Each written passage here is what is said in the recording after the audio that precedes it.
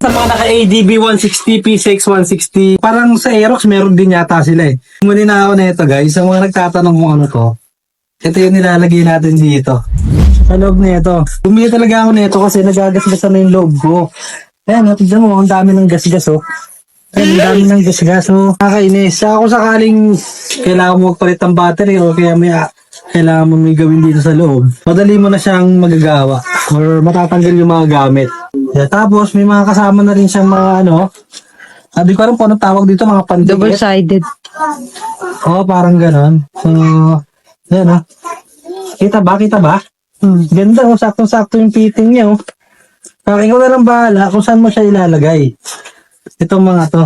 So, marami pa to eh, ano, dami oh. Yan oh, may ano siya, may 5 siyang kasama. So, tara, lagay natin para makita natin yung pinaka-fitting niya. Kasi ang maganda rin na may gamit ka, di ba? Yan, oh. Gamit ka. Nakalagay dyan, di ba? Kailangan mong buksan yung battery mo dito. May kukunin ka. May kailangan kang ayusin. Kasi andyan yung battery natin, oh. Ayan, dyan. Bubuhatin mo na lang ganun. Oh, di ba? Malinis na.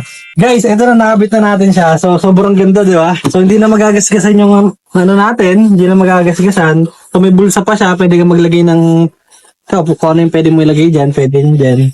Diba? Sobrang ganda. Yan. Sa mga naghahanap na ito, guys, nilagay ko na dyan sa yellow basket. I-click nyo na yan. Sana nakatulong ako sa'yo. Okay? Peace out.